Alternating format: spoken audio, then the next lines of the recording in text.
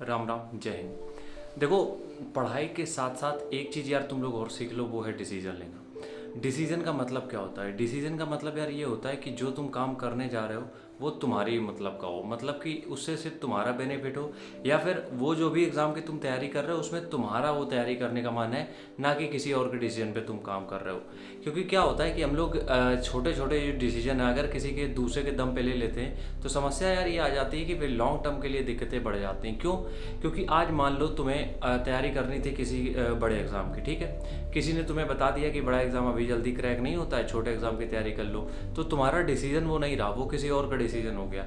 और हमेशा ये ध्यान रखना कि किसी और के डिसीजन में जब जब चलोगे तुम तब तब परेशानी होगी। जब भी किसी के भी दूसरे के डिसीजन में तुम रहोगे परेशानी तुम्हें बनी रहेगी। इसलिए डिसीजन खुद के होने चाहिए और डिसीजन लेना तुम्हें सीखना पड़ेगा। होता क्या है कि हम लोग अपने ऊपर रिस्पॉन्सिबिलिटी नहीं लेना चाहते हैं, तो पढ़ाई के साथ साथ जब तुम पढ़ाई कर रहे हो तो उसके साथ साथ ये चीज़ें भी तुम्हें कंसीडर करनी पड़ेंगी कि जब भी तुम पढ़ाई करते हो तो उसके साथ साथ जो काम तुम कर रहे हो उसमें हमेशा तुम्हारी 100% सहमति होनी चाहिए। समझ रहे हो बात? ठीक है, कि मतलब जो भी तुम काम कर रहे हो उसमें 100% सिर्फ तुम्हारा हो, जो भी चीज़ें हो वो तुम्हारी हो। अगर तुम एग्ज़ाम की तैयारी कर रहे हो वो डिसीजन तुम्हारा होना चाहिए, किन किताबों से तुम पढ़ रहे हो वो डिसीजन तुम्हारा होना चाहिए, किस टीचर से पढ़ रहे हो ये डिसीजन तुम्हारा होना चाहिए। इसमें किसी और की थॉट, किसी और की स्ट्रेटजी, किसी और की प्लानिंग वो तुम्हारे काम पे नहीं आएगी। इसलिए डिसीज़न हमेशा खुद के होने चाहिए।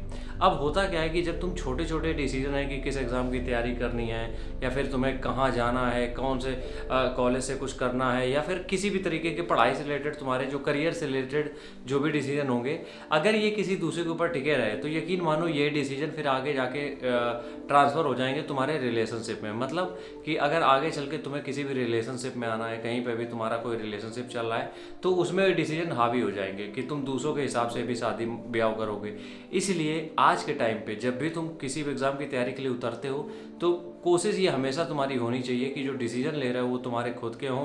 उसमें गलत हो गए सही हो गए वो तुम्हारा अपना है, तुम्हारे ऊपर है, उसमें किसी की फिर वो जवाबदेही रहेगी नहीं, ठीक है। और जब तुम खुद के डिसीजन लेते हो तो मेरा यकीन मानो तुम्हें रिग्रेट नहीं होता है, भले उसमें पास हो गए फेल हो गए, रिग्रेट कभी नहीं होगा। लेकिन दूसरे के डिसीजन से अगर तुम पास भी हो गए और उसमें खुश नहीं रहे तो तुम्हें यही लगेगा कि यार जो हमने सोचा था हमें वो करना चाहिए। तो इसलिए डिसीजन तुम्हारे खुद के होने चाहिए, ना किसी और के। ठीक है, राम राम, जय हिंद।